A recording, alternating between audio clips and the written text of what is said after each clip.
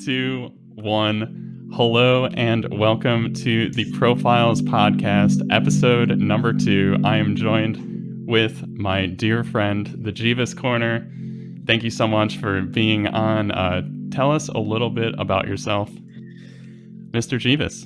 I'm glad you asked. Hi everyone.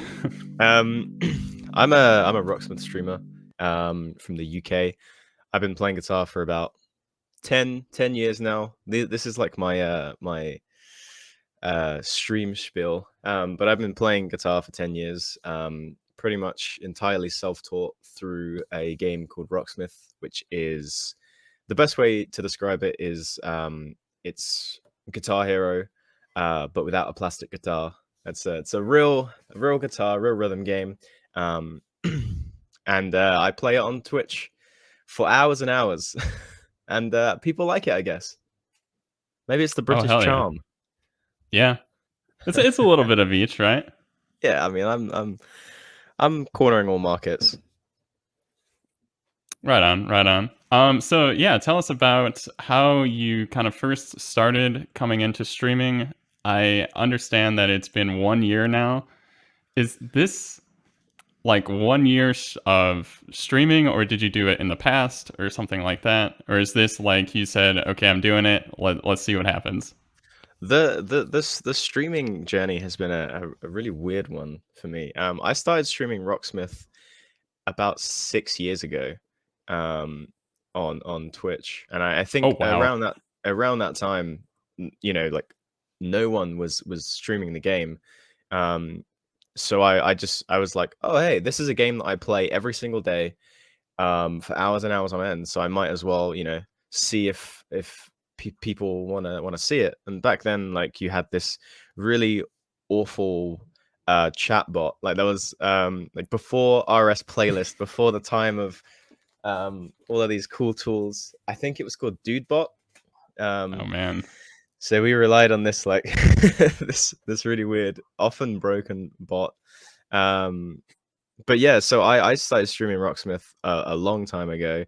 But it was never anything like, this is what I'm gonna do. It's like, if I had time, I'd just load up Twitch and give it a go. But I kind of got really busy, and then I just kind of fell off that wagon until lockdown happened, and I was like, oh, I've been planning to pick this back up again for a while, so maybe this would be the perfect time to do it when everyone is at home and they're looking for maybe like a radio or just some sort of entertainment while they're working. And yeah, now I've been doing it for like a year solid, like properly doing it for a year solid, and it's going pretty well. Very nice, man. So did you actually start over, or did you kind of have like a following? Like what happened in that in-between period? Is this the same account?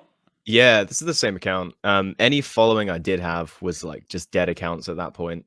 So when I started again at the start of the year, I think I had on my profile 270 followers or something like that. So right, I had the basis. I just like, it was kind of like starting from scratch because these people hadn't been there for a long time. But yeah, no, this is an OG account from way back. Okay, so this just kind of further validates that you might possibly be the biggest up and coming Rocksmith streamer right now. Period. Did you just bring me on this podcast to no, 100%, 100%. You're flying, man. You've got almost 6,000 followers now. Yeah, I think we're at like 5,600 currently, or somewhere near there. Yeah, that's crazy. Well, congratulations. Thank you. You just celebrated your very first year on Twitch last night. How are you feeling? You did a 12-hour stream, and you also hit 1,000 active subscribers. Yeah. How am I feeling? I'm a little bit hungover. Yeah. I went straight into. I mean, to be honest, throughout the course of the 12-hour stream, I was like hammering shots and stuff. And so, like, I was saying to chat at the end of it, I was like, I've been drunk and sobered up like 2 or 3 times throughout the stream. And I ended the stream. I was like really emotional. There were some tears. Yeah, I mean, we can like gloss over that. I mean, Sean says make streamer cry on the podcast. He Streamer wants you to is cry one more time. Streamer is an emotional wreck. He's bad at dealing with emotions. No, it was a great stream. It was so much fun. It's my third 12-hour I've ever done. Wow. And it's still so daunting to go into it, because like standing for 12 hours is painful. But trying to keep people entertained for such a long time it's kind of nerve-wracking. Right. Because like seeing as like the average, my view count has gone up so drastically over the past month, and I had all Yes, it these new has. people, and I was just like, oh man, like maybe they like a 4-hour stream, but 12 hours is just that's a whole other beast. But it went Yeah, well. and So, hey. yeah, what if you don't mind sharing, what was your average? Do you know? For that stream, we averaged 113 people. Like, that is insane, honestly. Big numbers, 12 man. hours of no low points. Like, Yeah. I mean, because that's like a thing. Okay, I say you do a 24-hour stream or whatever like that. Your average viewership's probably gonna be terrible, because I mean, Yeah. at some point it just gets to be ridiculous. But 12 hours is probably that point where it's just manageable enough to actually have good content throughout. I'm sorry, I'm not a fan of the 24-hour stream. It's I just don't think I could do it, honestly. I think it would be I a mean, mess. totally. Well, and then that's the thing is like you get those like real low points though, where it's just like, okay, I'm just trying to stay awake. You're not really providing good value at that point. No. But man, holy crap, I was there for I don't know 10 to 11 hours. I mean, pretty much the whole thing. Dude, I saw you, man. You crushed it, man. It was so Yeah, good. we had raids from like some of my favorite people. I I kind of I have this thing that I've incorporated, the Wheel of Misfortune. I'm sure you're familiar. Oh man, that was rough. The hot sauces we had, particularly the Aussie one. Yeah. Atrocious, man. It hurt. It hurt so bad. But the people like it. Yeah. I was it actually great. debating that, like, but before I was like kind of testing the waters with new things to add to the wheel. And also staying within TOS guidelines. So I was like, can I wear like a shock collar on my wrist? Oh my god. And play guitar at the same time. I just don't know how Twitch feels about that kind of thing though. That reminds me, I don't know if you've ever seen that episode of, and I can't even freaking think of the name of it right now, Eric Andre's show. Yes. Trash Talk plays at the end, and they were wearing shock collars, and oh my god. It's such good and easy content because it's like everyone wants to see that. It's funny. Yeah. it's like such like a jackass, like such a dumb idea, but it's like I just know that it would go down well. Maybe I need to like delve into the TOS and be like, can I do this? Can I shock myself for entertainment? Maybe. Well, I mean, you really bring up some very good points and things that I've kind of wanted to ask you about. But before we do get into that, can we do a ceremonial toast to the Pabst Blue Ribbon? Oh, dude. You can drink multiple beers at a time if you want. Oh, I'm going to. Also, let me see if I can get a good one here. I want to get your opinion here. I mean, do you also want to do a shot? Yes, Jimmy. Are you how wrecked are you from yesterday? Quite. But if you can you think handle for a shot? second, I'm gonna deny you a shot. Come on, you know me. All right. I right here have the Elijah Craig. Take your choice. I'm sure it's gonna be cracking for you.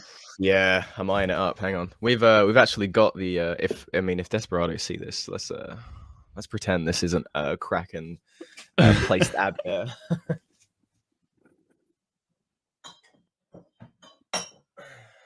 Are you a bottle swigger or are you a pourer? I'll do a bottle swig, but I actually just did a pour, so Oh no, you can actually do two. I've got a nice shot glass here that I came prepared on the occasion, but I want to see the raw bottle swig from you. Yeah. So we're gonna do a shot, and then we're gonna go straight into a nice gulp of the PBR, and you let me Okay. know how it First is. impressions. Yeah. First impressions after a shot. To the podcast. To old recipe to wrestle with Jimmy. Oh God, I feel like we have to put that back up on the screen. I think All so. right, here's our official wrestle. Cheers. Cheers, buddy.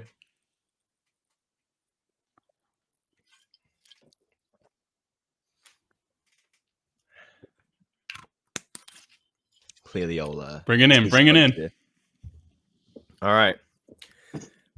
Pure, unadulterated first impressions. Yeah, let's see it. That's pretty good. Oh, Lindsay says hi. It's pretty Hi, good. Lindsay. Okay. Jiva says hi. Also, those headphones are live if you'd like to come on in. That's pretty good, man. Okay. Not bad. You know, it's the I can American get behind this, adjunct yeah. lager. There's it's kind of fruity. There's like something about it that's like, it's not as like wheaty. Not like you can't really Right. taste the hops. Yeah, it might also be your taste buds kind of messing with you My after taste buds doing a might be shot of Kraken. destroyed. I'm But... not gonna lie. I've got hot sauce it's a different and taste. Kraken and yeah, I don't know how reliable my taste buds are. Well, I will preface you with this. This costs about maybe $6 for a 6-pack of Tall Boys here. For me to send you 2 of those, it was like, I don't know, like 15 pounds or something like that. So enjoy what the hell that is for what it is. I was so scared that I would hate it and then be like, thanks for sending this to me. Oh, I don't care. I don't care. I want your honest opinion on it. No, it's good. It's good. I like it. I mean, I've been drinking Budweiser for the past couple of months, and Budweiser is just like piss. Oh, but yeah. like bottled and resold, and I'm like, oh yeah, this £8 for a crate of 15. I'm just like, I feel like cheap. the thing with Budweiser is it really does kind of have that soggy bread taste to it. Yes. And I don't think this does. No, this is good. I'm pleasantly surprised because like you when you messaged me, you were like, you might not like it, and I was like, oh man. I try to, you know, it's a controversial pick, you know, for sure. Really? This is, yeah, it really is. This is what it's kind of considered the cheap beer, but it's also kind of considered the hipster beer.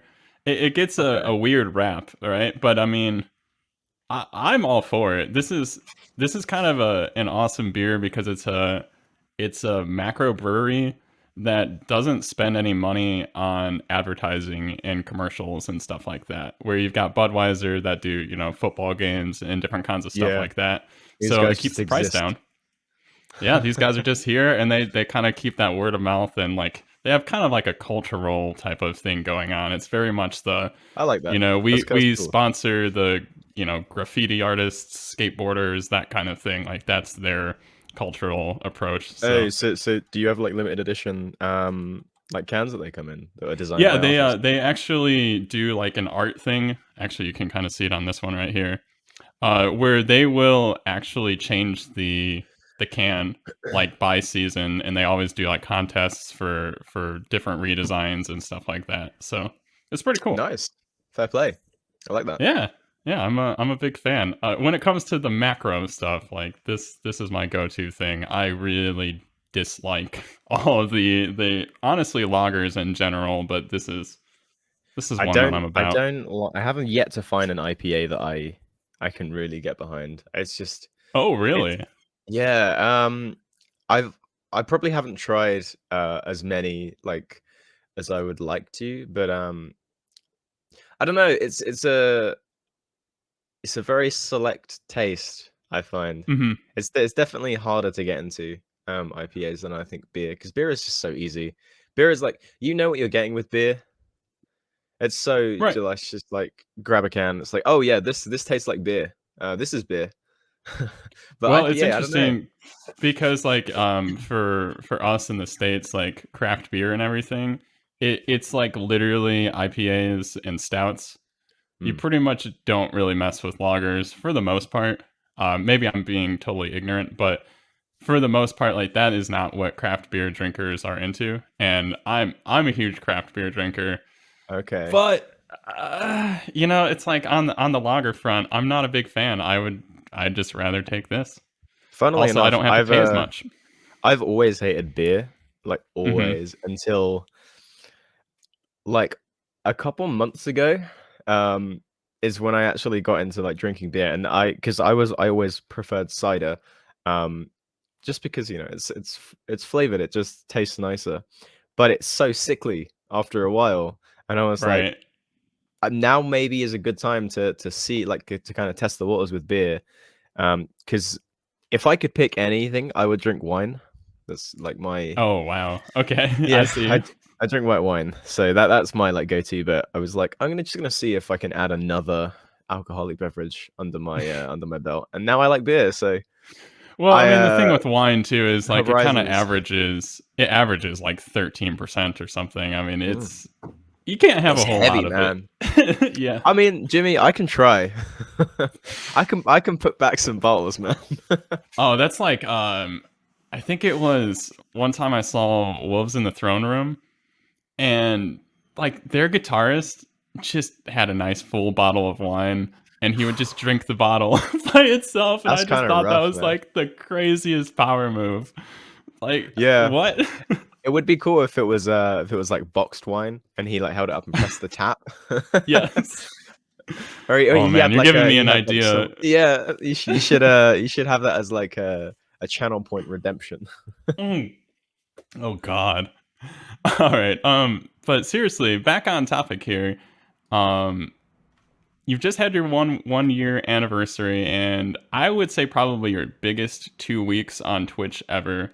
I mean, you just hit 1000 subs.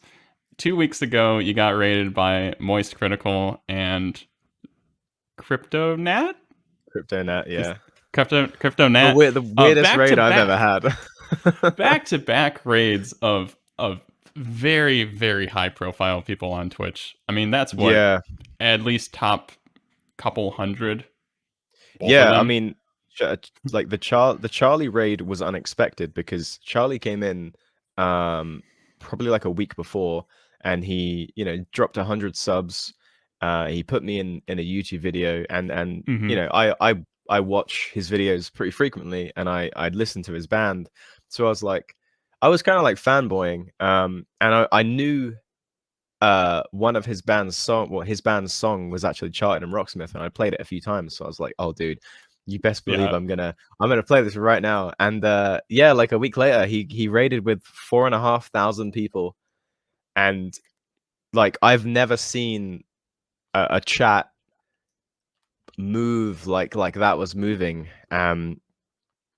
It was just, dude, it was the craziest thing. It was really bizarre because I stepped away for like maybe 10 minutes or so, and then I just kind of get back to my computer. I look and I'm like, wow, there was That's happening. 3,000 Yeah, people watching right yeah, now, yeah, and yeah. like I see the emotes and I'm like, ah, yeah, okay, I know what happened. The moist meter emotes.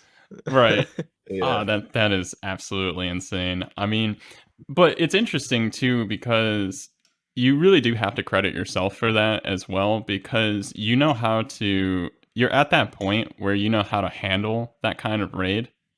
Yeah, a 3,000, 4,000 person raid doesn't mean a whole lot like if you're not a good streamer.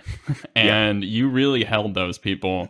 And the craziest thing is that you know, there's probably only a small percentage of people that you're really going to get to come back, but it's been impressive. Like Yeah, within now, this is the week number retention.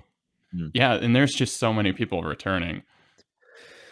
I like this past week, especially when my average. So every stream that I've had this week I've averaged 80 plus, Right. um, and so my overall average has like shot up immediately. I think I'm in like the late 60s now, but every stream this week I've been so anxious that it was like a short-lived like okay, so they're like coming back off the raid, they're gonna chill out for a bit and then they'll just drop off. But like no, like they're talking like I think the retention has been pretty good, and I think some of them have become you know, like semi-regulars, Right. which is great. Is exactly what you need for like a partner push thingy. Oh, totally. And honestly, I feel like it's the type of content that you deliver with the Rocksmith streaming and basically just the whole concept of I will play you any song that you Literally can think anything, of, man. and I will do it to the best of my abilities, and you do it very well. And this is one of those things that we're both Rocksmith streamers. I didn't really preface that this isn't necessarily about me, but we both do the same type of thing. But this is a corner, our little segment of Twitch that we have created that not a lot of people know about yet. But Yeah. when they do know about it, they go, "Oh shit, this is something that I didn't know that I needed."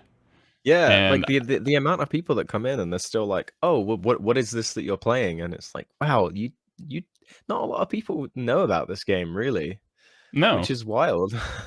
Well, I mean, I always, another thing too is with Rocksmith, I've owned it for a couple of years, and I watched a couple of Rocksmith streamers, but nothing really clicked with me that it's like we can use this as a tool that's not necessarily learn how to play guitar. Like we can literally use it as a tool to play guitar in a very interesting capacity.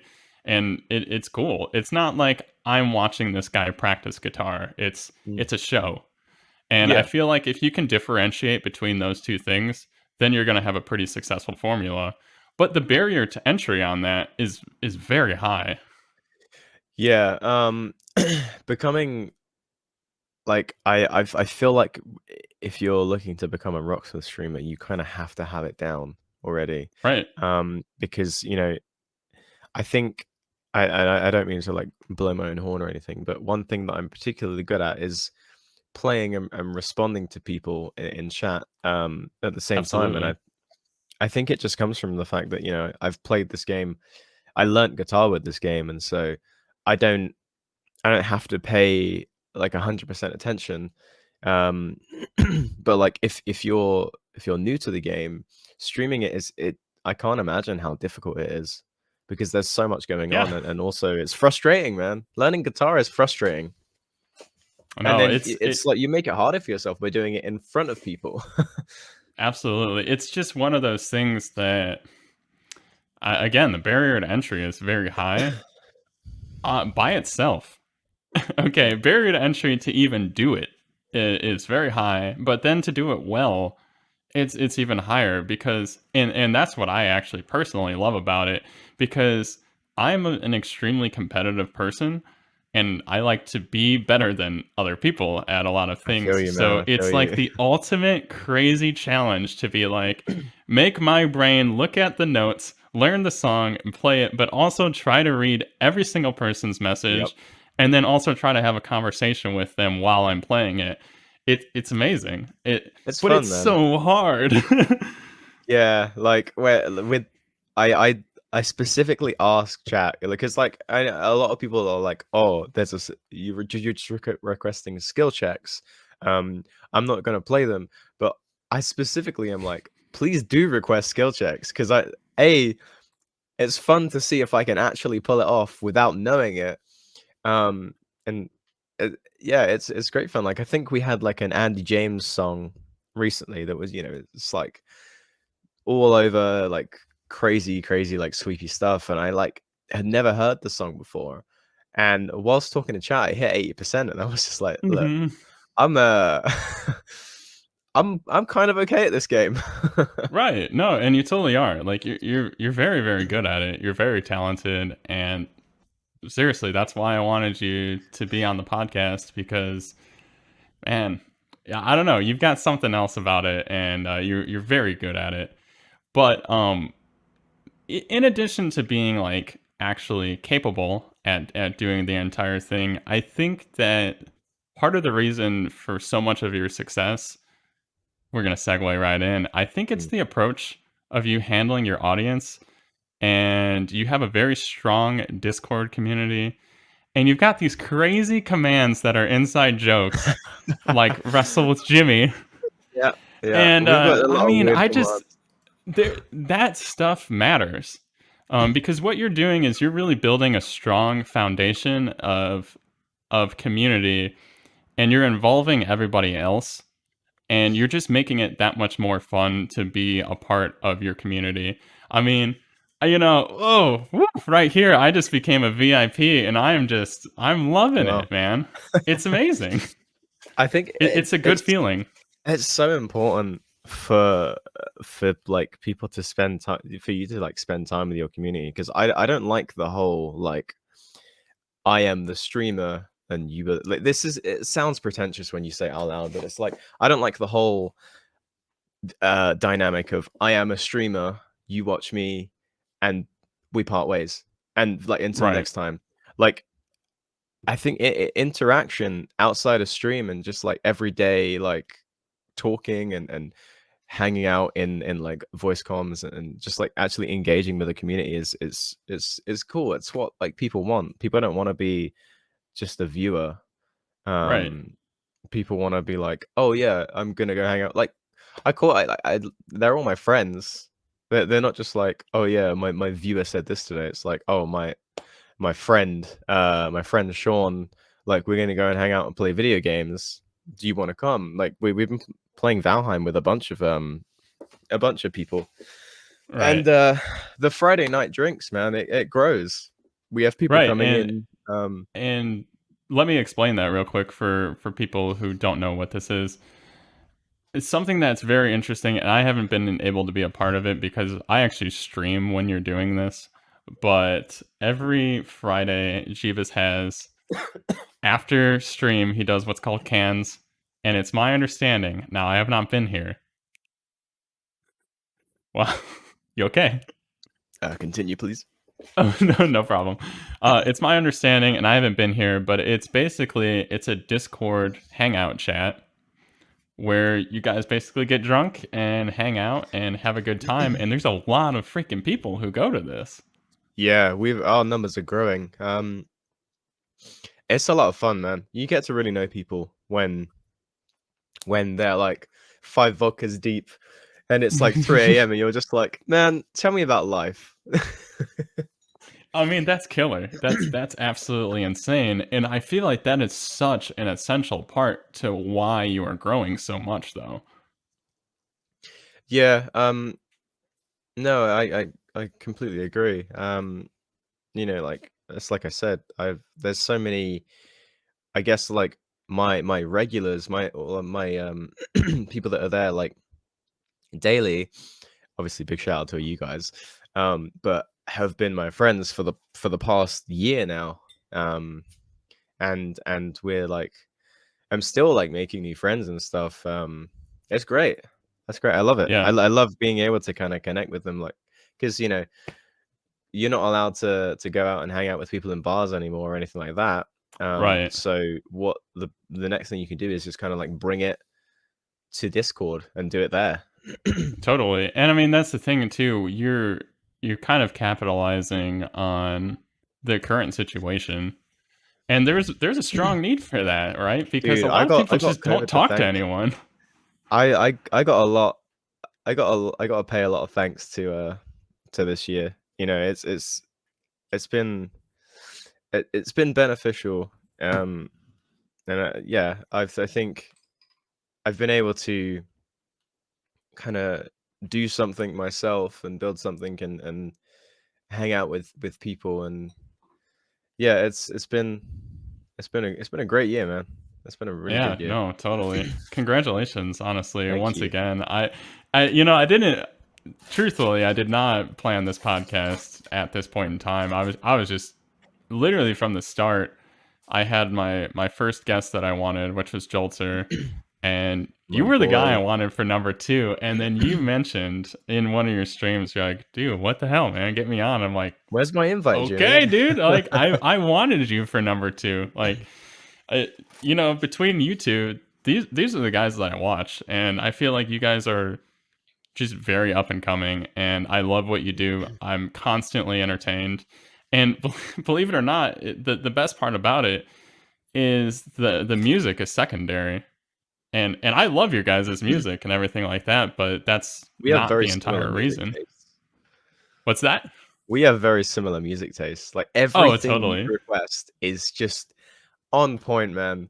Because like I feel like with my stream, I will play pretty much anything, but I will Hmm. I will say like I don't like this band.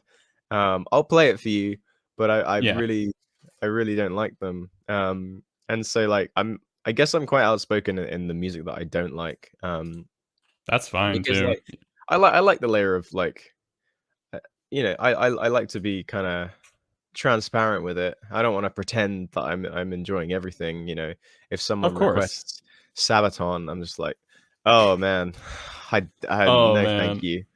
I've been probably a little bit more outspoken about that as well too.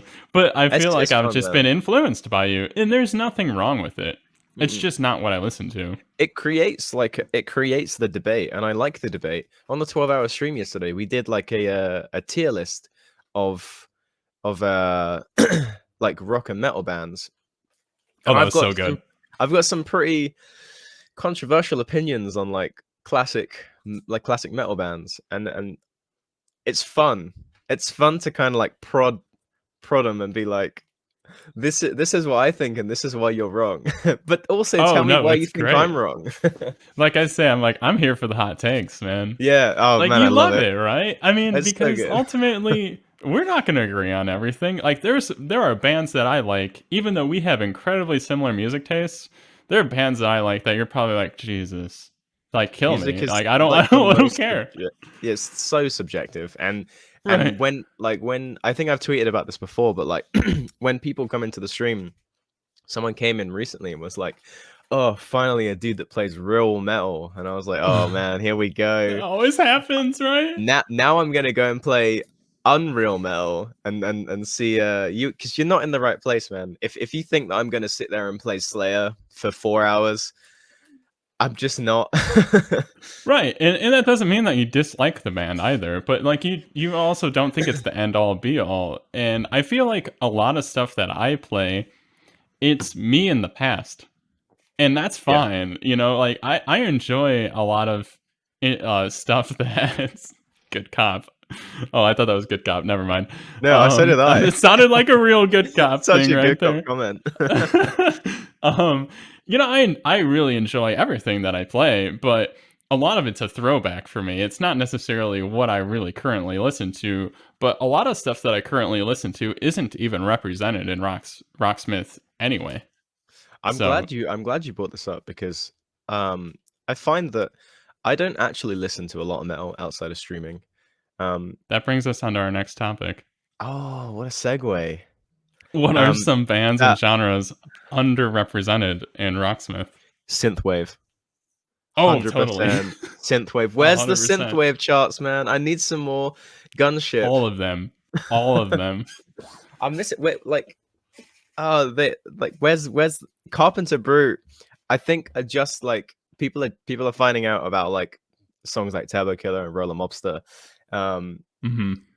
I want more of that though, because Oh, Carpenter totally. Brute and like Perturbator, they incorporates like such like metal elements, and that translates so well to Rocksmith. But yeah, that's definitely underrepresented, 100%. Absolutely. But like Yeah, I was I saying, I yeah, I agree don't with you on listen to that. metal much outside of stream. I've been listening to like um I've been listening to like Hayley Williams a lot recently. Nice. Yeah. Yeah, see, that's one of those things that, believe it or not, I mean, I feel like I'm kind of a metalcore guy, streamer or whatever, but I pretty much don't listen to any metalcore whatsoever. I used to, Hmm. and I enjoy it. It's cool, and there's some slappers and there's some bangers, but what I really throw on normally, I'm a big post rock guy. Dude, I'm a I'm big post metal guy, and I'm a uh-huh. big synthwave guy. which is probably really stereotypical, but that's what I listen to. Yeah, post rock is like my absolute jam at the moment, dude. I listen to mono every single day, and I've got something down here that I'm sure we'll get onto later. But Oh yeah, yeah, we'll get I've there. that band is just insane, insanely good. Um, post rock is, yeah, it's just like you can like really lose yourself in that. Totally. I saw Mono in a cemetery. This was, I What? think, a year, maybe I guess 2 years ago, probably at this point, and it was raining all day. It was like no doubt that this show is going to get canceled, and they were like, no, nope, rain or shine, we're doing this thing. It was at Bohemian National Cemetery in Chicago. They played outdoors, literally just everything was a foggy mist. It was absolutely incredible. That Emma sounds Ruth amazing. Rundle. I don't know if you know who Emma Ruth Rundle is, Yeah, but yeah. she opened with her backing band, which is Jay Jail, which is the singer of Young Widows. She It's has his. a new album out, if I'm not mistaken, right? It came out I think so, super actually. recently. I think it Yeah. was a collaboration, I want to say with A.A. Williams, but I might be wrong. Or Chelsea Wolfe. She's like in that kind Oh, of with Chelsea Wolfe. Yeah. with Chelsea Yeah. Wolfe. Yeah. Yeah, yeah, yeah. Yeah. Yeah. Who is also Oh, incredible. yeah. I've seen her before as well, and just absolutely nuts. Mm. But she opened with the full band, which is just it's so low and sludgy, but also like very I don't know, it's like an ethereal type of thing. Mm. Very like happy, but not. It's Yeah. a great combination of very doomy and very like happy. I So she love killed that. it. The like the dynamic, like the sludge, like stoner dynamic with like the soft like female vocalist. It's Oh, so it's so good. Like good. dude, True Widow. Oh my Oh god. yeah. What a band. Oh, totally, right? It's like I was so happy to show you them. I don't know if you had Yeah. seen them before, but I was just like, I my had god, no idea who they were until you this played is me everything that that I song. like. Yeah. And I've really grown to love female vocals being used in that way with the very like gritty kind of sludgy drony guitar in the background, but it's Mm. more of like an atmospheric type of thing, and the vocals just seem to really like boost everything up. What do you think about because something that I think is quite underrepresented, but I really enjoy is like a female fronted like black atmospheric black metal, Oh, totally. specifically Merca. Yeah. Oh, I knew you I'm were not gonna sure if say I'm her. butchering that, but I don't know how you pronounce that, but I Falcon saw Sage her. was insane. I saw her open for Behemoth, probably 4 years ago or something. Mm. Yeah, I love that. It's She great. is great. She's so cool. Um, Oh, anyway, sorry, this is a bad segue here, but we were Don't worry. gonna go over a couple of vinyl records. I noticed that you've been receiving a lot of mail lately, I've just been and buying so many. I just figured I feel bad. I haven't bought any records in probably an entire year now, and I'm trying to even think of what I really want to buy next. But Mm. let's see some vinyl from you, Jeeves. Oh, 100%. So I was gonna we it's kind of the segue kind of works because we were speaking about it earlier, but this is a record by Mono, specifically my favorite Mono album, that I forget the name of. It's not on the Of front, course. but it's a good album. Um, I want to say that this was kind of the first album that I heard about them, that I heard from them. And funnily enough, it was in like a I wonder if I can like prop this up. I'll do like a prop up every time I play one. Nice. There we go. Look at that. Oh, So good. wow. That's a lot better than what I've got prepared. um I like Walking Cloud and Deep Red Sky, flag fluttering in the Thank you, Sean. Yeah, so I actually heard this band on, like Spotify. When you start listening to a song, sometimes it will go into like a radio with like related artists and stuff. Hmm. So I think I was listening to Caspian, Love I want them. to say, yeah. And these guys, specifically a song called Halcyon. Uh, no, it's a song called, yeah, Halcyon. Beautiful Days was the one that kind of like won my attention. And I listened to the album, and I was like, I was doing work at the time, because I find that this band is such a good like study work thing, because there's no vocals. It's just Right. instrumental, ambient, nice. It's just like, it's so nice. I get lost in it. Totally. So I listened to the album, and then I fell in love, and then I bought pretty much every single album. I've got one on the way, which is their Live in London like limited edition pressing, and I saw it and I was Nice. like, I'm buying that immediately. I don't care how much it is.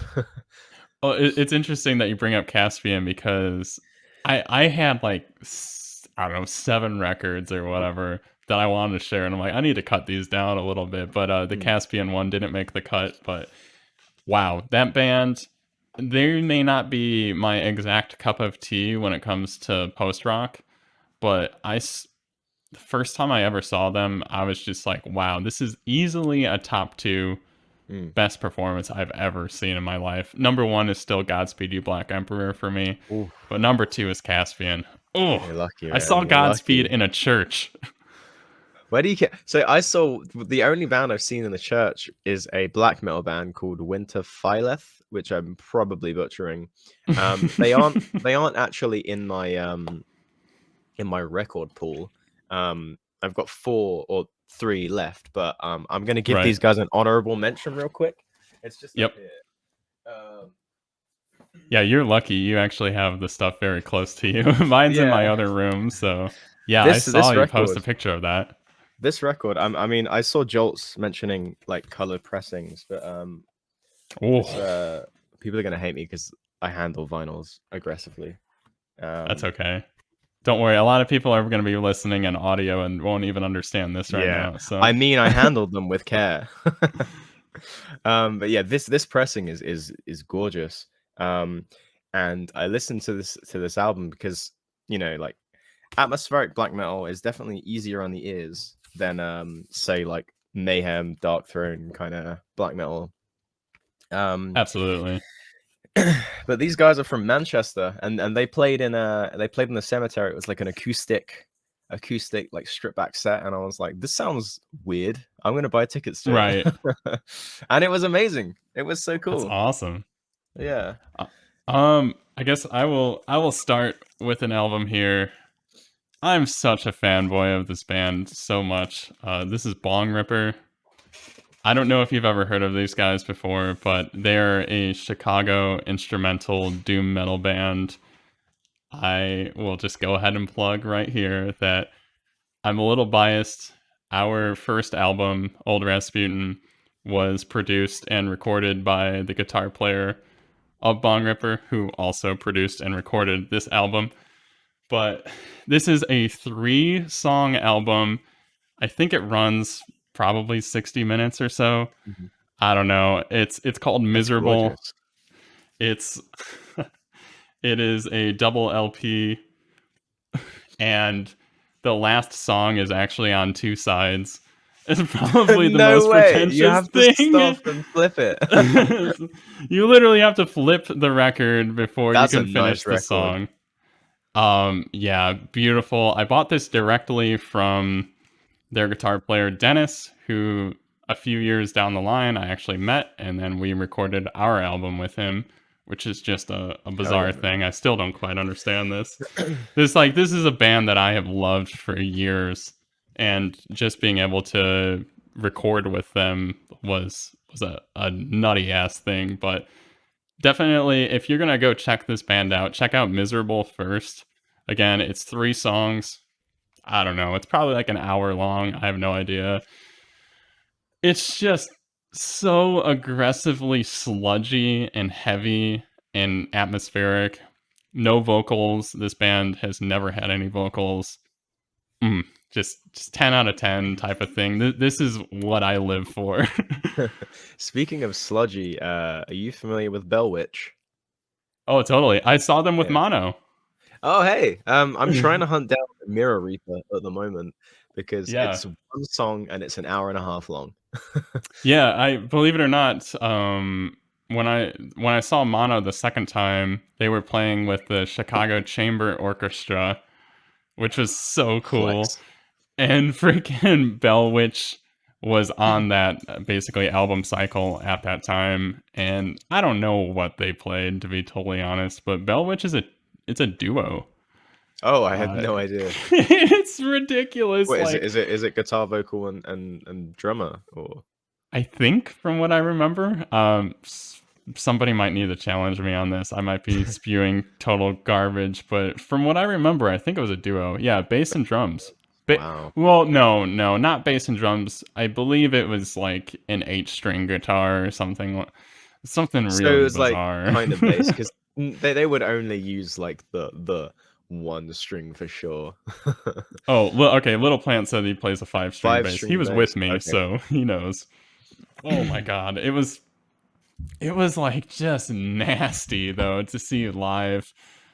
And the place was kind of still filling in a little bit, so it just sounded like ferociously loud.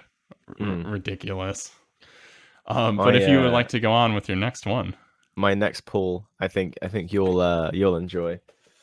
Oh boy, I'm sure. Uh, I already this like the is first one. this is an album from a band called Cult of Luna. Um, this is the Marina album, or Oh god. Mariner, featuring probably one of my top vocalists of all time, Julie Christmas, who has just the rawest, aggressive, like screaming vocals. And the thing I love about Julie is that she has these vocals where she's not often in tune, um but it sounds like haunting. It's I like so aggressive. I love how much we're representing female vocalists right now Dude, because like I've got another one that's female I'm vocals. so with it.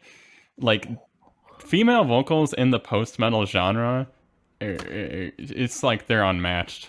It's Yeah, incredible. oh, absolutely. And this vinyl is it's a nice blue Oh, as well. nice. But yeah, this album, specifically the song, I think it's called The Wreck of the SS Needle. Um I heard that through Spotify radio, so I got a lot to thank Spotify for. But I heard the song, and there's been a few instances where I've heard one song and I've just been like, I'm buying it. I don't care.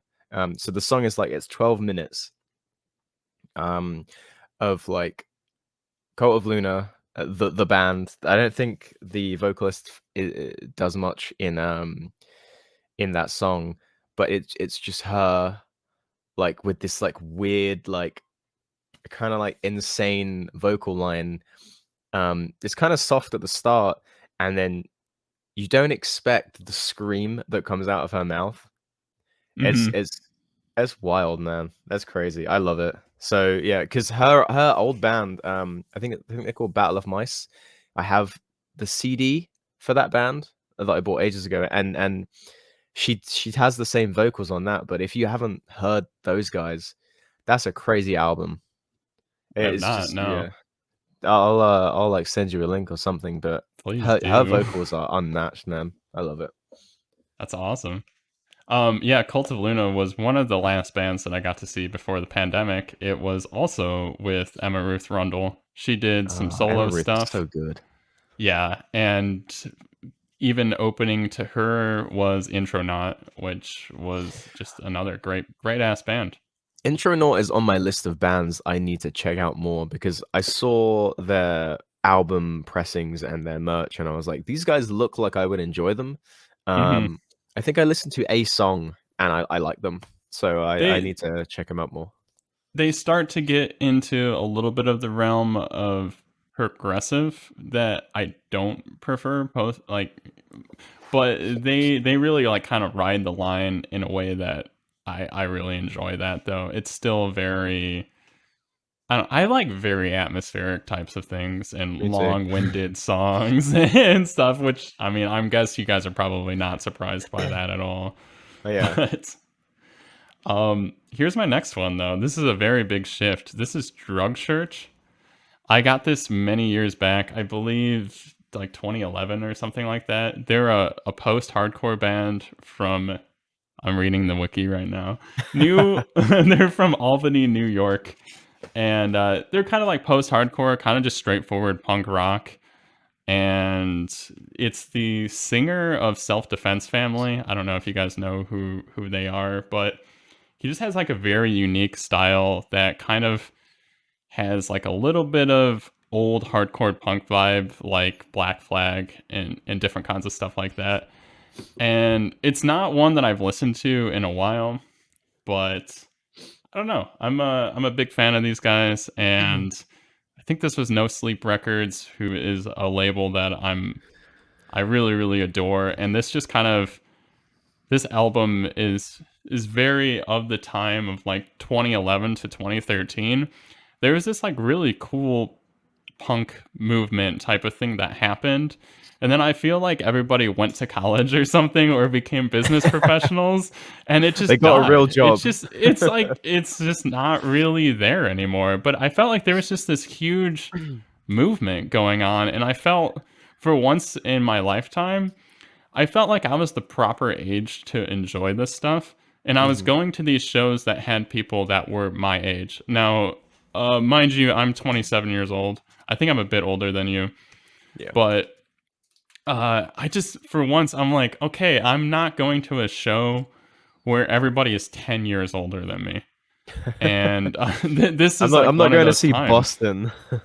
Yeah, I don't know. It was more of just like I would go see Trap Them, Every Time I Die, these kind Ooh, of every time I those types die. of bands, and I would just be so young there. I would, I was 15, 16, 15 years old, and everybody there was like in their late 20s or even in their 30s, and like Yeah. so I just feel like this band right here, it was like punk enough and it kind of had that whole youth vibe to it that for once in my lifetime I was that age and I was there for it. But then Mm. everybody went to college and They it's kind of were just it's like, like it yeah, skyrocketed down. revolt against the government. Okay, now I'm gonna Right. go and get a real job and raise a family. Yeah. And it's like, what happened to revolting? Yeah. Now I work in IT and I don't go to shows and Yeah, I don't really I care. work a Yeah, nine which to is five. fine. I mean, it's totally I fine, but I have a very strange relationship with punk in the sense that you mentioned Black Flag, and I've had a very hard time getting into bands like Black Flag, specifically because of the mhm. vocals. And I love Henry Rollins. I think he's such a cool dude. I went to listen to him speak. Me too. Oh, cool. Yeah, it was probably the same tour then.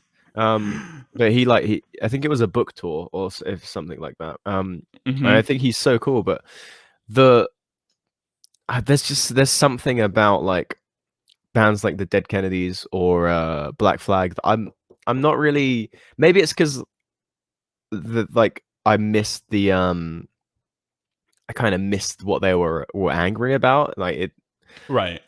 like you were saying, like I kind of missed the curve. But like I think I took the fact that I didn't really like punk, and I just ran with hardcore 100%. Like Knock Loose or like Kublai Khan or Gideon. Right. I Dude, hardcore has like so quickly become one of my like Jesus Piece so quickly become one of my Mhm. favorite genres. Jesus Piece And is awesome. Jesus Piece is so good, man. Or like Spite, those Vane, I think would probably be classed as the Ooh, same. Vane. Yeah, Yeah, nice. Vane are crazy, but yeah, I'll cite Knock Loose because I think that my number one. Or like even Turnstile. I don't know if you know Turnstile. I've seen them a Um, few times as well. yeah, I but actually saw yeah, Turnstile open for Newfound Glory.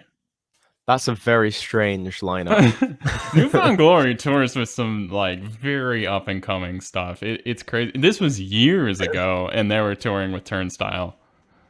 Like Mm. how crazy is that? Yeah, I've only Props seen to Nuke and them, Glory man. once, and they were opening for A Day to Remember, but they also have Mhm, Moose Blood, who I love, mhm. and Neck Deep, who I love. So I Oh, was yeah. like, this tour is like stocked.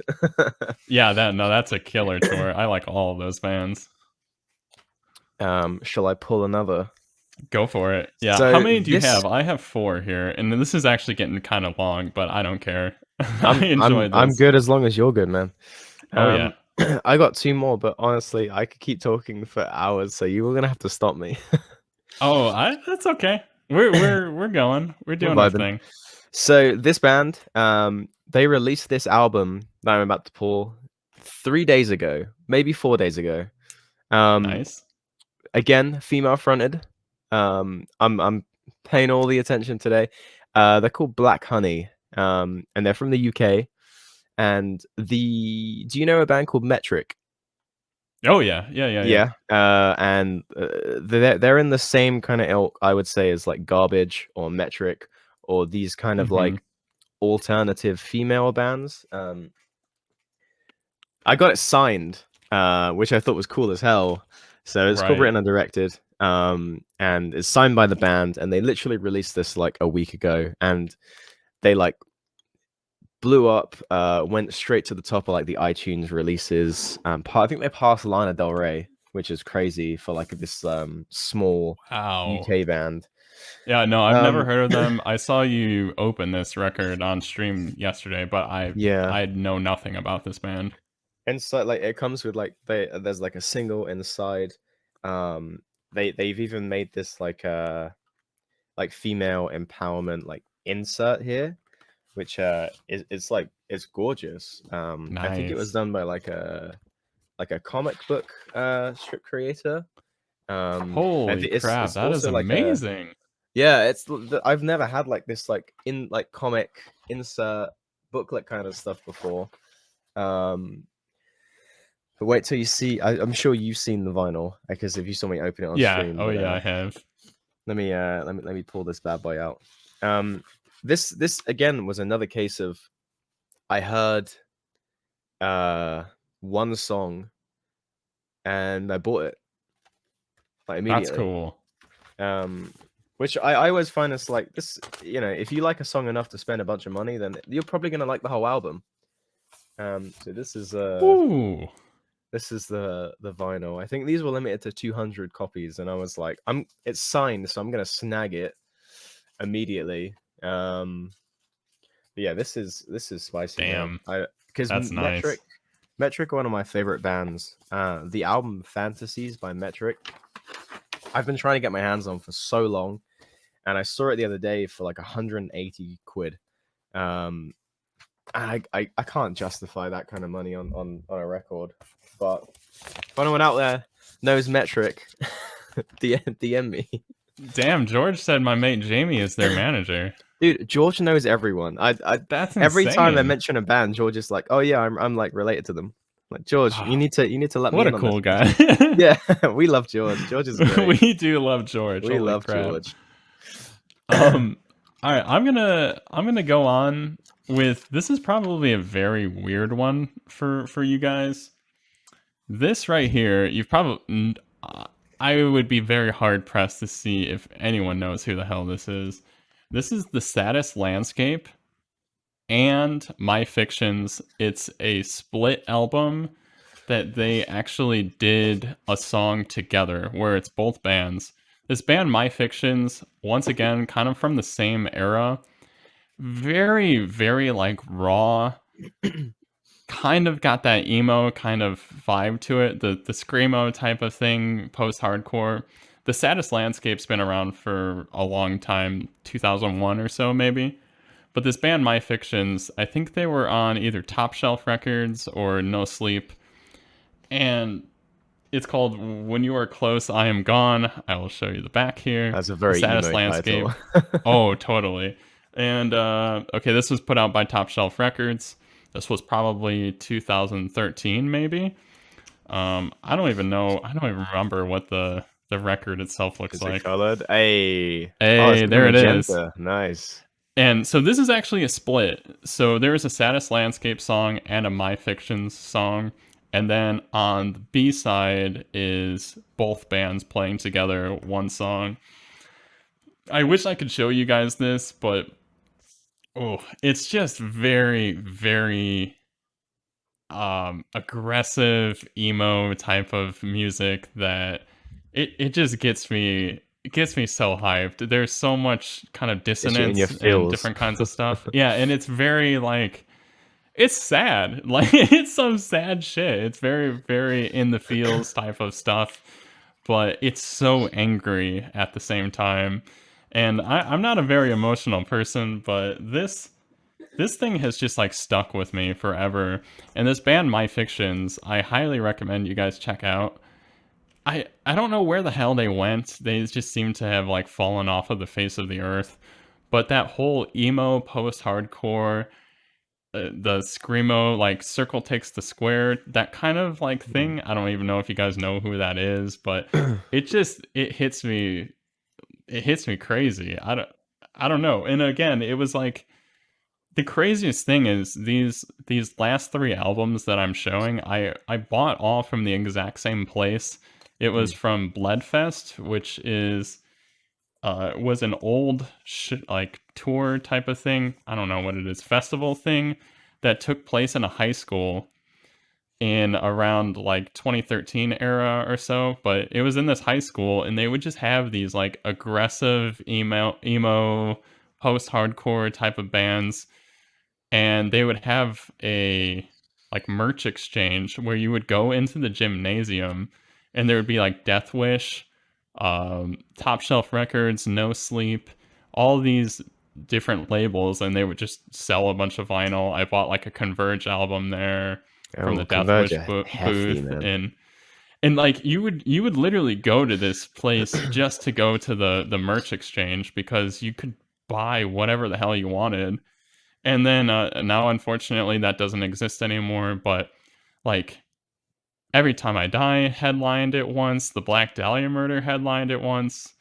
There was like Norma Jean, Stray from the Path, those Straight kind of from the path. bands. Hey, straight from the path. This is and Craig's brand.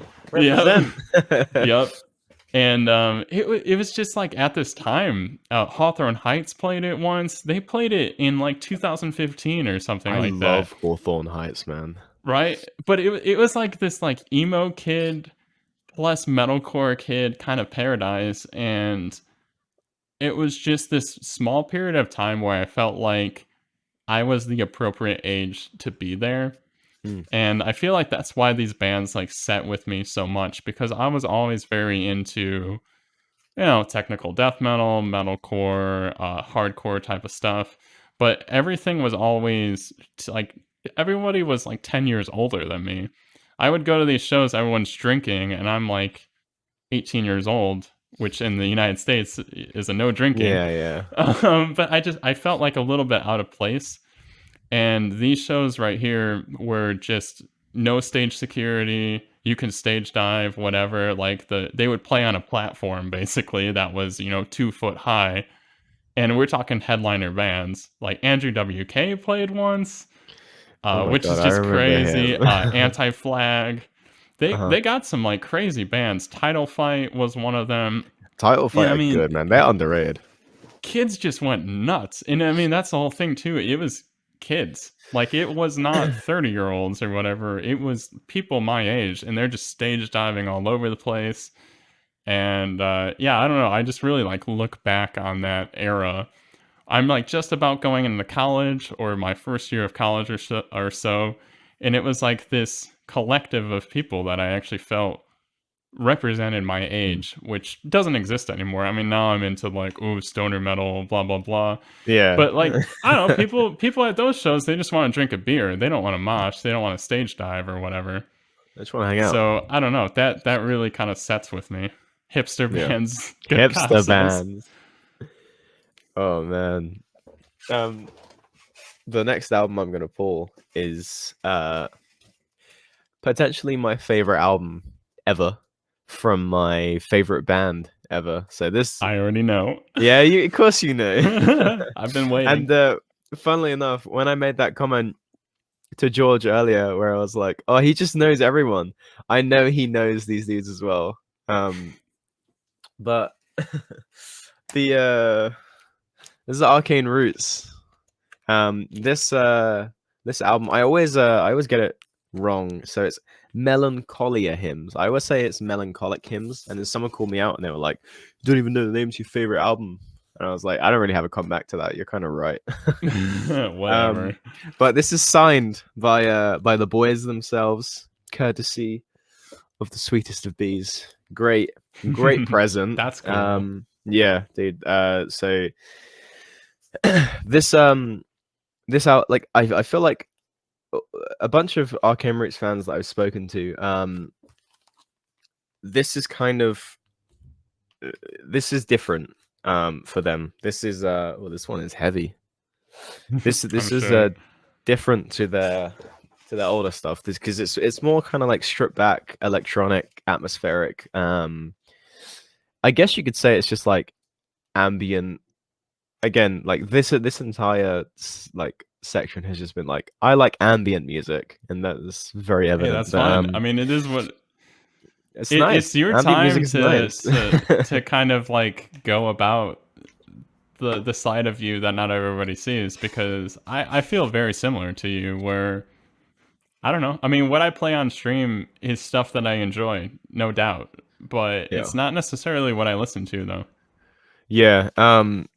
Yeah, so this album, I've listened to Arcane Roots for a long time, specifically the Blood and Chemistry album, which I think is the one that everyone cites as being like the best album. And I see what they're saying because yeah, there's some absolute like riffers on that album, like Triptych or like I think If Nothing Breaks, Nothing Moves is on that album.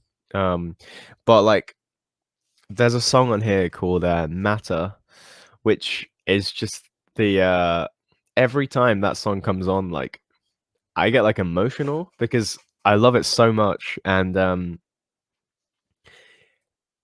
having so the vocalist Andrew Groves streams on Twitch. And Nice. I've had some bad experiences with bands that I love and then meeting them and it kind of not really working out how I would have hoped. So I knew that he was streaming on Twitch, and I was like worried to raid him just in case it didn't go, the way I wanted, and I I held this totally band understand so that. highly. Yeah. So I did it.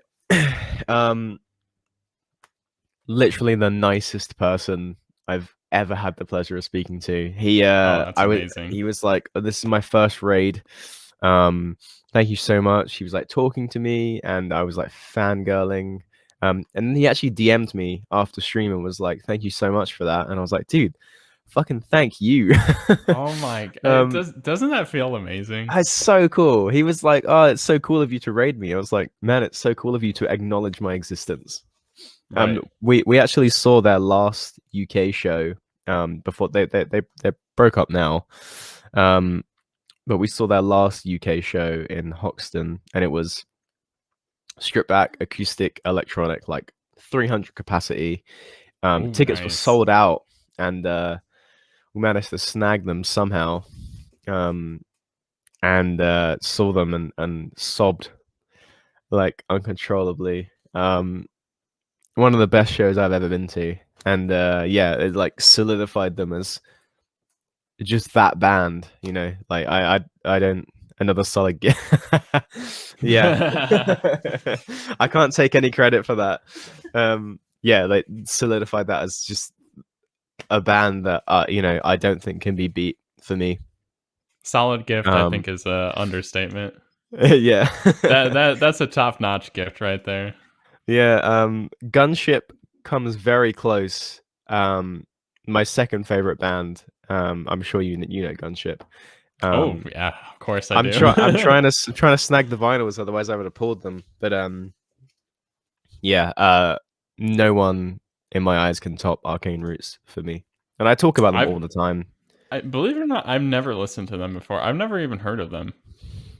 I don't think So, they I broke guess I out gotta of do the you the UK favor. really. Yeah. No, I've never heard of this band before in my life, but I know about them from you, so I Hmm. guess I should probably check them out. Yeah, I mean, I can send you some tracks. I don't know, guys. I'm from North America. I've never heard of this band before, and I feel like I'm mostly on the up and up. But yeah, I guess I gotta check it out.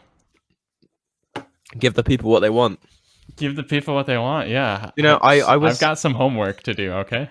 I was actually gonna buy Weezer's Blue album just for the joke that I could be like God damn it. could do the rest of the Jimmy thing, but I was like, I love the album, but I don't think it's worth the joke. Not so much.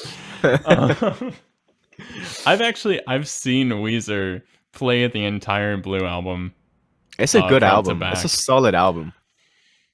I'm not a big fan Oh no, of really? Weezer in general, but you know, it was fine. It was good. I think they're I got fun, to see man. Wrestle with Jimmy while I was there, so Yeah, whatever. and you were like, "Hey, that's me." Oh, can we leave Uh, now? yeah, they played directly after Primus, and Primus I was pretty do freaking not cool. like Primus. I only saw a little bit of Primus, to be fair, but Primus was pretty cool. I'm not gonna lie, I don't and understand it. I don't know. It's one of those things. If they're at a festival, you should go see them. Would I go see them like on their own? Probably not. But you know, it's just me. If they're I there, like tick them off the list. um I don't know if you know about this album here, but I'm like being nostalgic as hell right now. This is Tiger's Jaw, That's a nice album cover. right? It's just pizza. They wrote this they wrote this album when they were like 16 years old, and that's like a real good testament to, I guess, just their skill and their maturity and everything. This is I guess what you would consider a pop punk band, and I don't know, just something about this is kind of a soundtrack to, I guess, my age at the time, and these guys are very similar age to me, and it's just like one of those things that I had on repeat all the time, like throughout high school, throughout college. It's just got a kind of a special place in my heart, and I believe I saw them on their, I think it was 10-year anniversary of this album, which was a few years ago. And it was just like one of those things of, if you were there for that moment, then you really really cherish it. But just a lot of good sing-alongs. It's there there were three vocalists. I might get this wrong, but there were three vocalists on this album. One is a female vocalist, and then there are two male vocalists. And the one guy ended up leaving, I think, after this album, and then he became Wicca Phase Springs Eternal. I don't know if you know who that is, but it's kind of like an emo rap type of thing. He's Interesting. part of like Goth Boy Clique, which is Oh, Peep. yeah, Lil Peep. Yeah. So yeah, he's basically related to Lil Peep. I just said little. I meant Lil. Um, Little Peep. little, little Little Peep. Peep. So he's very good friends with him, or was very good friends with him, and he's been having like a very successful hip hop career.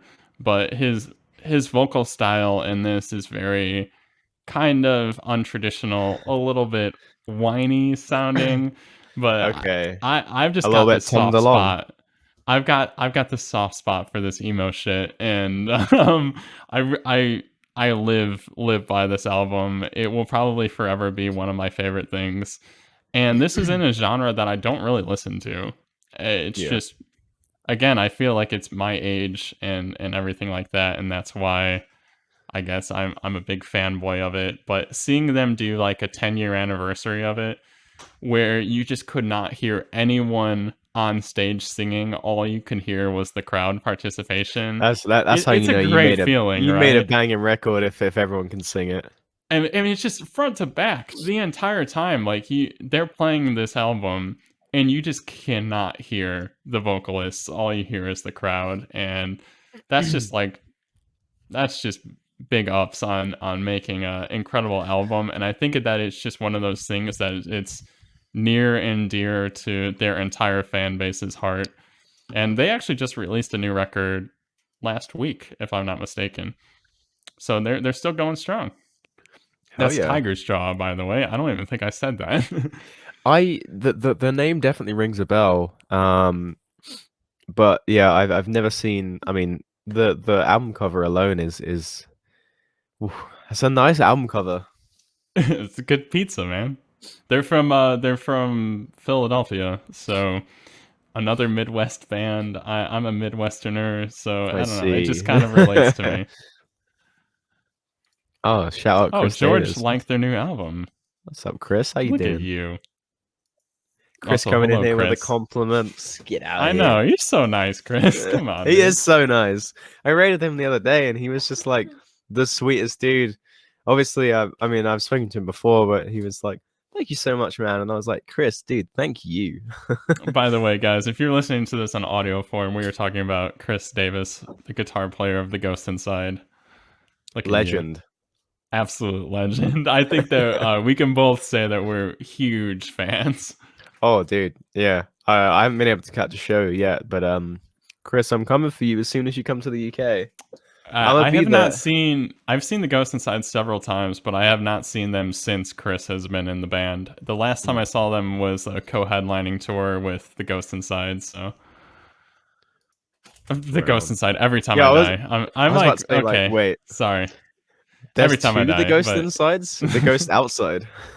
it was, man, this tour was incredible though. It was The Ghost Inside and Every Time I Die co-headlining with Architects opening. Oh, dude, And stop! what, What a come, I lineup! mean, holy shit, what an insane Jesus, lineup. that is stacked.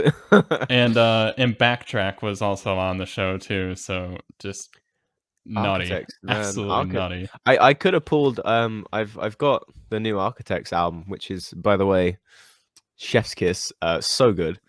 Um, I love Architects. Specifically, I think Holy Hell, the album before this one, is Yep. one of my favorite albums of all time. Oh, It's it's like so perfect. good. It's It's so so good. good. Their last like several albums have been insane. Hollow Crown kind of takes Yep. the cake for me because that's when I really got into them. But yeah, crazy, Yeah, I incredible don't think they could band release a bad altogether. song. No. Oh man, I wish like I had more of a connect because there's so many bands that I wanted to pull that I haven't been able to like kind of obtain yet. Um, like I'm on the hunt for so many like Dance Gavin Dance is I'm trying to pin down artificial selection, but yeah, Hmm. I'm glad we this is a cool segment. I like Thank discussing you. music I like. I know that this segment has probably gone on like entirely way longer than I ever expected it to be, but I don't know. We're having good conversation here. You still It's have one album, passion. right? I can Or are you pull done? another. I know, Oh dude. no no no no Let me no! pull another. I wasn't sure if you shared all of yours or not, but I'm done here. But anyway, I have a little bit of an off the radar type of thing to say. We got the Jeebus aesthetic here. Where do you get these ridiculous shirts that you wear? And I'm not saying ridiculous. I mean ridiculous as in ridiculously awesome shirts that you wear.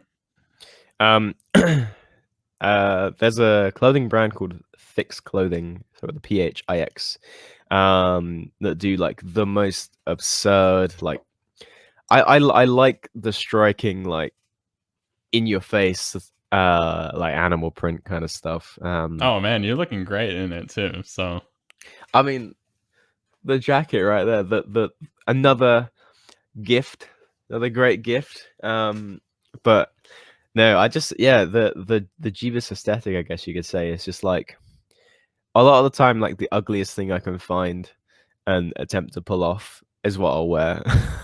I've got some ugly shirts that I was just like, this is so ugly, I'm gonna buy it. but you rock it well though. Oop. Yeah. Might So want to this is move a that. heavy album, man. Yeah. You didn't Yeah, spill a I beer, appreciate did that. you? No, Okay, this is good. unopened, but I'm about to Okay, good. do let me do another crack for you. Hang on. Once again, guys, I think every 15 minutes or so, we're getting links in the chat to the Cheapest Corner's Twitch page, please go follow him on Twitch and also go follow him on the socials. Seriously, thank you so Yeah. much for being on episode number 2. I just love your stream, man. It's a Jimmy, really, it's a really good pleasure, time. dude. If there's anyone that I could go and sit and talk to for like nearly 2 hours, it's my boy Well, OldRasputin. it's Go and follow him. Don't follow me. it's great though, because honestly, we do play games together. We play Warzone and stuff together, but I've never sat down and talked to you face to face before, ever. Yeah, there's like a lot of streamers that I would consider friends, but then when you stop and think about it, it's like I've never spoken to you. You know, I've Right. never had an opportunity to kind of sit down and be like, "What's up? How you doing? Let's talk Right. about Yeah. things." It's just like, Exactly. "Oh, you've requested this song. I'll play it for you. How you doing today?" Yeah, Yeah. Yeah. No, I totally understand that. So, seriously, thanks again for being a part of this. it's And been a pleasure.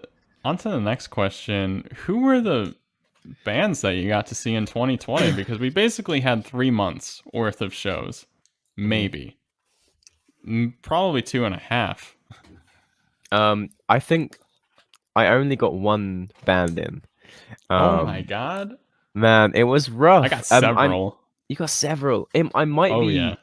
I might be wrong in saying this, but I'm pretty sure the only bands I got to see in 2020 were Slipknot and Behemoth, which Oh wow. was I mean, dude, it was a pretty good band like to kind of start the year with. They were on the same tour.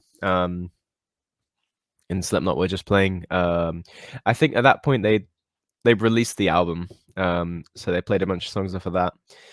And every time I've seen Behemoth, they've been insanely good. It's one of my favorite They're bands to see such a live. solid band, and Nergal is such a cool. I think his name is Adam. Such a cool guy. But like Slipknot, man, you know, you can't deny. You know, Corey Taylor is annoyingly outspoken, and has made some questionable music decisions recently. But I I actually don't know a whole lot about Slipknot. They've never really been my cup on of your radar. tea, but I do have to say their newest album, everything I've heard from it, I love. I Mm. really, really like it. But I don't really delve too much into Slipknot at all. So I don't. You're gonna have to kind of be my barometer here. But I their mean, newest album is sick. I really do like it. I'm not like the biggest fan. But I definitely, you know, I definitely enjoy them, and I've seen them quite a few times live, and every time I've seen them, they've been insanely good. Like they put on such a great show. Um, yeah, it's just like Corey Taylor, man. He's got a lot of things to say. What about you? Who have you seen? You said several. Yeah, it's okay. I saw this might surprise you. Dead Mouse. I saw Dead Mouse with Okay, like 14,000 people. that And sounds this intense. this was in like February of 2020. I mean, to the point that we knew like what COVID was and everything, and I was just, I hope that somebody doesn't have this here because we'd be screwed. And That would like in surely hindsight, suck. holy shit, like that's Imagine, wild. dude. Looking back now, Oh god, I saw Cult of Luna with Emma Ruth Rundle and Intronaut. great Um, lineup.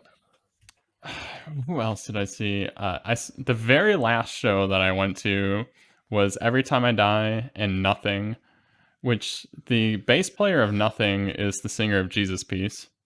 Oh, okay, So nice. yeah, and the guitarist of Nothing is the guitarist of Cloakroom, which is one of my near and dear bands to my heart. So Right. they also played that was literally like the day of the last shows ever. That was March 12th.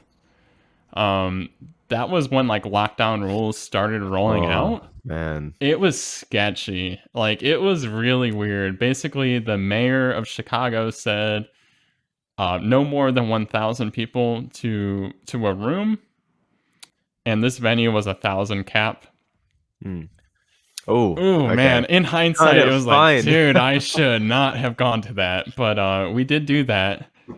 And then like literally the next day, it went from 1,000 to 25. Yeah. Like Over that the next course of day, like a few hours. So 25 quick. to 1,000 to 25, and this was sold out. Every Time I Die and Nothing. I can't even remember who the other bands that opened were. I kind of feel bad, but it was a really great show. No stage security. But the thing was, I think it was no stage security because they basically didn't want anyone to touch anyone. Mm. So it was kind of like a free for all, everything goes. So I mean, you were at a stage dive, whatever type of thing. Like It just their it staff was sounds like just a like hardcore offhand. show where you just like jump up on Yeah. stage and like fucking Oh, throw and yourself. it was that, but was at a venue that's not traditionally that way. So it was odd. Like, ooh, I'm so happy that I got to see basically one of my favorite bands of all time play their last show ever, as Yeah. of now. I mean, it was literally the last show that Every Time I Die ever played. It was cool to be there. I'm a huge fan of them, but in hindsight, man, I will tell you, for the next 2 weeks, Sketchy. I was freaked out because it was like, okay, now we're talking about not being able to go anywhere. Luckily, I was safe. Nothing happened, Mm. but not great. Yeah. But the other show that I did see was a band called Lume, Lume. Kind of a smaller band. They've got the kind of brand new vibe to them where they're a little I bit love brand new, post-hardcore, man. and it's some very addictive stuff. I really like it. And this band called Resin, Rezn, they're from Chicago. They also recorded with Bong Ripper like we did. I was And gonna I'm say like if they have a Z in their name, I usually are they not like a new metal band? Oh no, they're That's total wild. like doom metal type of a band, very alien kind of sounding. But it was Resin, them, and a band called Relayer, which is the guitarist of Pelican. It's his side Oh, band. okay, cool. And that show was incredible, but it's just wild to think that it was like something like February 13th or something. And just to think that that was going to be one of the last things I ever saw live Yeah.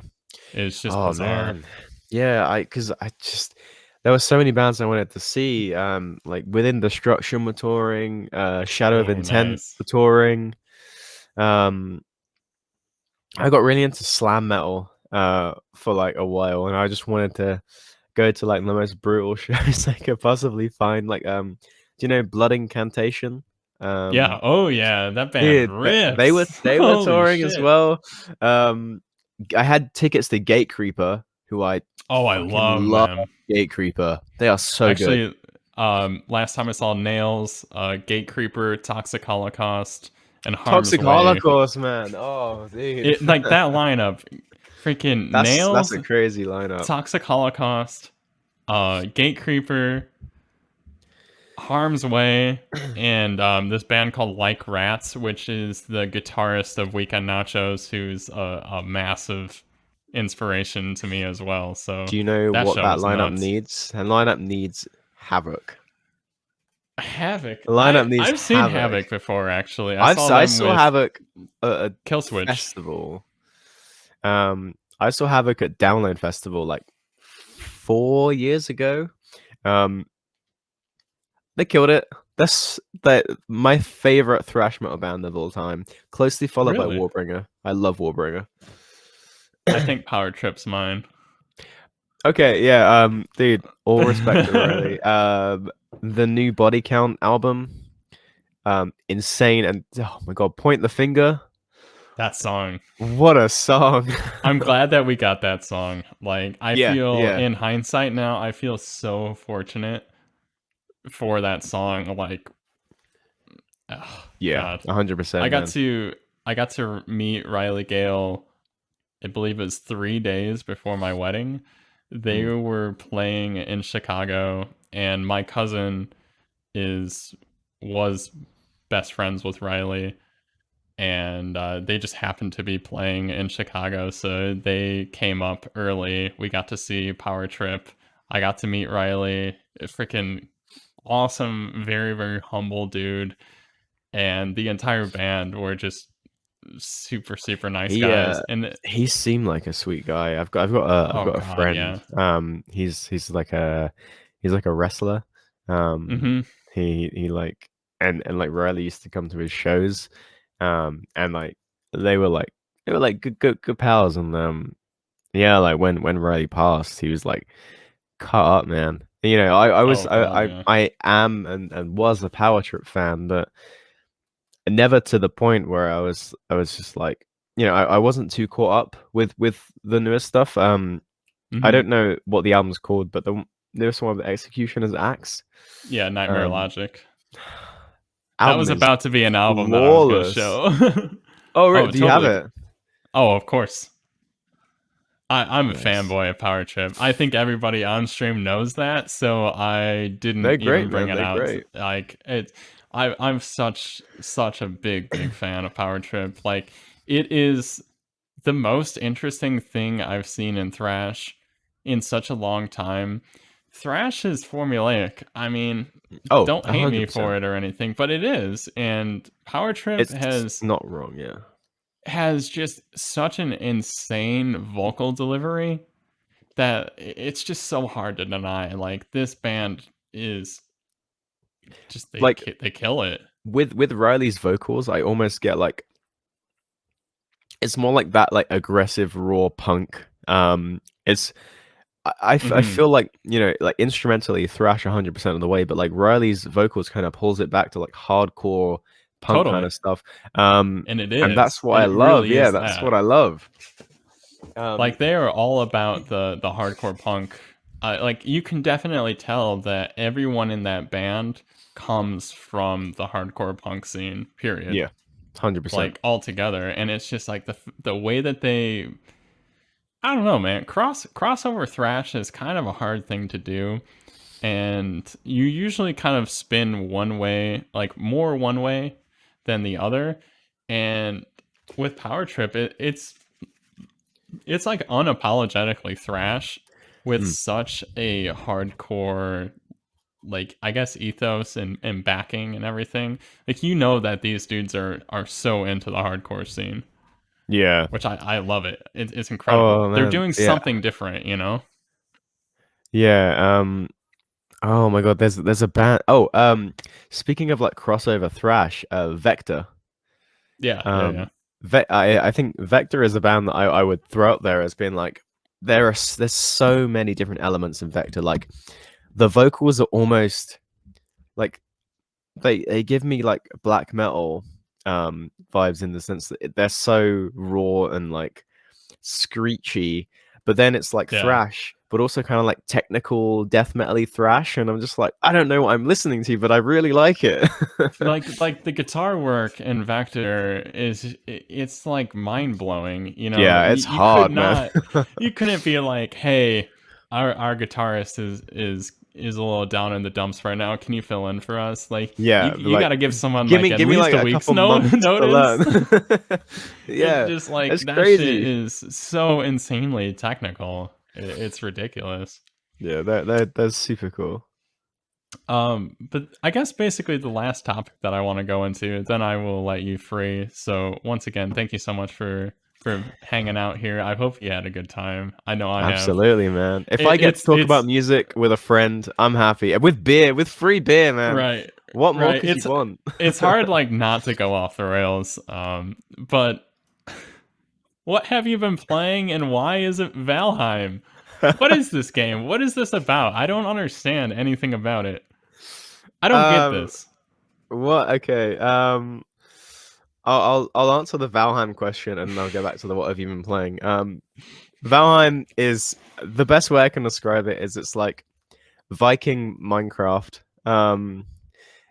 In the sense that like you know there's a lot of like qualities to it, like you know building. There's like survival elements. we play it with a bunch of people. Going back to like way back to what I said about like like hanging out with people in the community. We play it. We've got like a big server. I think there's like 10 people in there. We've got our own little township. It is pure chaos. It's it's wild, but dude, it's so addicting. I've only had the game for like a month, and I've got like 90 hours in the game already clocked. It's so fun to play with people. We're actually I'm trying to get them all to buy Minecraft so we can play Minecraft again. That's cool. Yeah, it's great. In terms of like games that I've been playing, let me quickly open up my Steam right here because I've got a few You've games definitely been playing downloaded. a little bit of Warzone because we played together. Yeah. Oh, so Hades. I got lost in Hades for Nice. months and months and months. One of the best games I've ever played. But I think in recent months, maybe nearly a year ago or something like that, I played a game called Bloodstained Ritual of the Night. Are you familiar? I haven't gotten to it yet, but it Oh looks my so good. god. I have it installed. I have not played it yet, though. If It's you like like Castlevania Metroidvania, Symphony of yeah. the Night. Yeah. If you like Metroidvania games, this game, I was literally every single day I would wake up and I'd have actual work to do, and I'd somehow make my way over to my desktop and be like, I'll just do work on my desktop computer. Instantly loads up the game and like plays for like 4 hours. The OST for Bloodstained, Yeah. for not like literally flawless. I was gonna talk about video game OSTs today, and I'll just quickly cite like a few, Bloodstained being one of them. But I wanted to like throw up Undertale's soundtrack, Nice. amazing. Doom, obviously, because this is Doom. You've played a game called Subnautica. Oh, yeah. Um, one Absolutely. of one of my favorite games ever. I But the actually saw you were soundtrack. listening to the OST on I wa- Spotify like yesterday, yeah, I think it I was. was.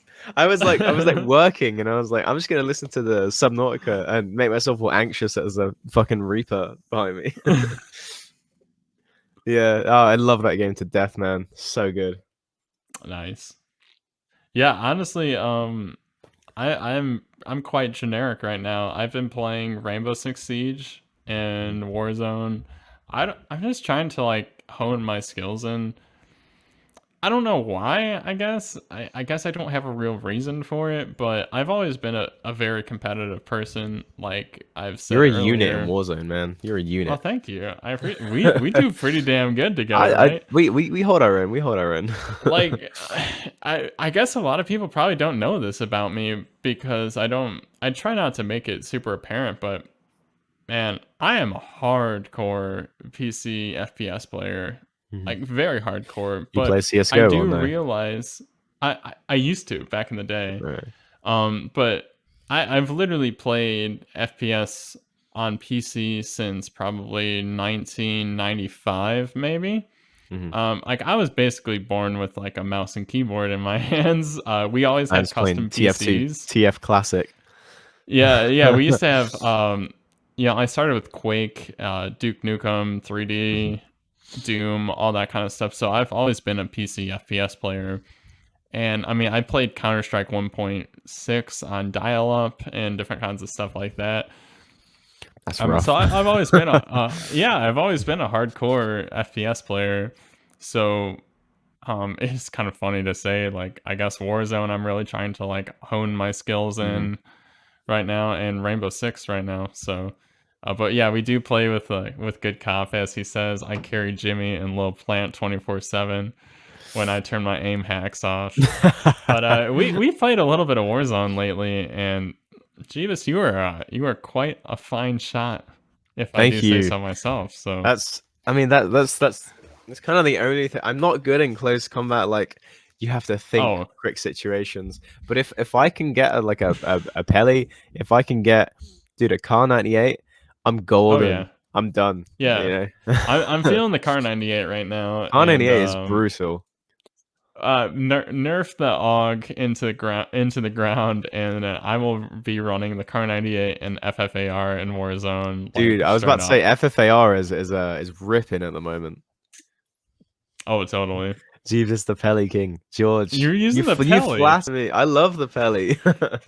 Ooh, I don't know Dude, about that one. the Pelly sucks so hard, but when you figure out the drop, hmm it tears. It tears. I've been really liking the LW3. I don't remember what it's called, LW3 whatever, but it's basically the sniper of Cold War. I'm unlocking the hell out of that stuff right now, but oh, now I just want to go play some Warzone with you, Jeebus. It's been a I've been couple trying to, weeks. yeah, so I've been trying to get the Graw. Every time I pick up the Graw, because I haven't unlocked it. I don't own Modern Warfare, so I can only level up my stuff in Warzone. And to Yeah, it's unlock a the pain. Graw, you have to kill like 5 people within 10 seconds 25 times, and it's not possible in Warzone. So every time hmm I pick it up, dude, it shreds. It's like there's no recoil. I think George wants to play after this I podcast, see by the way. George with I'm those down, caps. man. I'm so down. Yeah, every single Modern Warfare weapon I have leveled all the way up, but not on the Cold War yet. Yeah, But Jeebus, seriously, thank you so much for hanging out. I dude, it's do been have a like pleasure. I have a couple of questions for you that didn't really make it. Mhm. I want to bring up one thing before we do go. It's very interesting. I've noticed that you seem to get a good amount of tips over bit cheers on Twitch when I feel like right now the culture is much more for cheering bits than to doing tips. Do you know Mhm. why that is?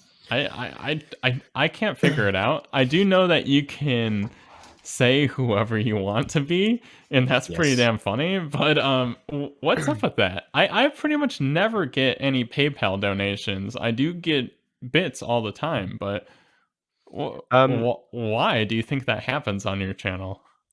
there have been a few instances where people have asked, and they've been like, "What benefits you more?" You know, because I think it's no secret that Twitch takes a cut. They take quite a hefty cut. Um, 50%, man. yeah, yeah, it's a lot, and then you get taxed on that as well. Um, so I'm pretty. I think when I started streaming, one thing that I made sure is that I'm open. You know, I if you ask me a question like what will benefit you more, like talk me through that process, I will tell you like PayPal is better for a streamer because you actually see more of it. You know, you're giving money to a 100%. streamer. You don't want your money to go to a big corporation to the suits. So I was like, Mhm. dude, like if you want to do anything, PayPal's the way to go. Obviously, I'm not saying I I, I won't be happy either way, but if you ask me, I'll tell you. And yeah, so the text to speech donating as other people is chaotic, man. It's But so funny. oh my god, is it funny? And the content is worth it. So I just leave it on, and I'm just like, if it makes people angry, then I'm sorry, but I'm not turning it off. It's all in good fun, right? Yeah, yeah. I mean, like they people know if it's super offensive, I'll you can read it before it happens, so I'll just skip over it. But like for the most Which you part, have done too. I have done, yeah. Even yesterday. Even yesterday, and the culprit is in our midst right now. He is. Yeah, I think he's the last person to say something in here. Yeah. Um. Yeah. I don't know. I think I'm just pretty transparent with things like donating and stuff like that. But I've also been super lucky. You know, I've I think it's been a lot of the time and place. I've had some amazing, generous people come into stream and just drop insane amounts of bits or subs or even just money. Um, like all of my setup is funded off of my viewers. So um, yeah, it's I think it's luck. Honestly, it's like time and place. And we've got some great people in there. I don't know, man. You're absolutely a force to be reckoned with, though. Like, it's such a fun time, and I'm talking totally genuine. Uh, it's like there's no place that you'd rather be, and it feels very very tight knit. So I love it. It's a great time, dude. You're in that knit, Jimmy. You're in the tight Well, knit. no, I just got there though, man. I just got there. You've been an inspiration for me for a very long time. So it's funny because we started at the same time, but Hmm. I will absolutely recognize though, like what you've got going on is really incredible, and you should be super proud of that. Thanks, man. Thank you. Of course, dude.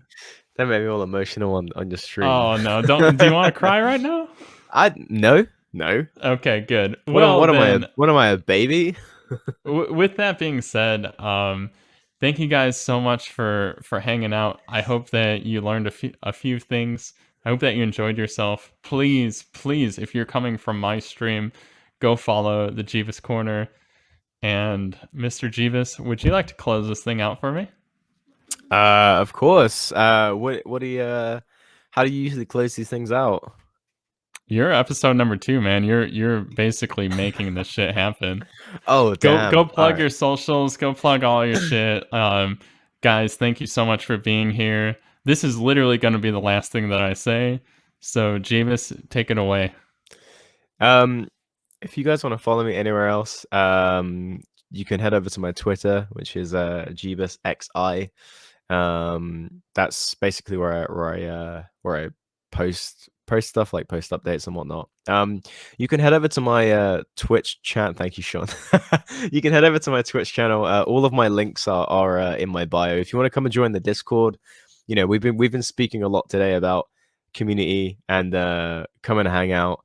So if you want to come and join the Discord, then please do. You're more than welcome. And big up Jimmy. He's not been bigging up himself enough this stream. So big up OldRasputin, legend, one of the best dudes I've had the pleasure of getting to know. So go follow him. Damn, don't follow me. Go follow Jimmy. Peace, guys. Have Have a a good great one. night.